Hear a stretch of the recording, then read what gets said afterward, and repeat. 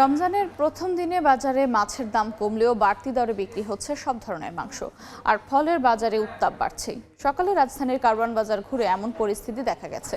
বিক্রেতারা বলছেন, রমজানের চাহিদা কমে যাওয়ায় বাজারে মাছের দর পড়ে গেছে। তবে রোজার আগেই বেড়ে যাওয়া গরু ও খাসির মাংস বাড়তি দামে বিক্রি হচ্ছে। গরুর মাংস 780 টাকা কেজি আর খাসির মাংস বিক্রি হচ্ছে 1100 টাকা কেজি, আর ব্রয়লার মুরগির দাম কেজিতে বেড়েছে 10 টাকা। এদিকে বাজার নিয়ন্ত্রণে কারওয়ান বাজারে অভিযান চালিয়েছে ভোক্তা অধিকার সংরক্ষণ অধিদপ্তর। পণ্যের দাম সহনীয় রাখতে রমজান জুড়ে চলবে অভিযান।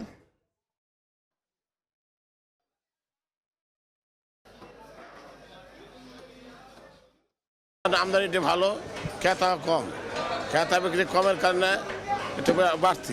80 টাকা, এই জন্য আমরা তো ওই জায়গা থেকে কম দামে আনতে পারতাছি না। এখন মনে করেন তার 60-70 বিদ্যা এসে যাবে, একটু ক্রেতা যত কম থাকবে এত ডিভাইস কম থাকবে। মাংসও নিছি, গরু নিছি, খাসিও নিছি, কিন্তু গরু আপনার হাড় ছাড়া হচ্ছিল 900 করে নিচ্ছে।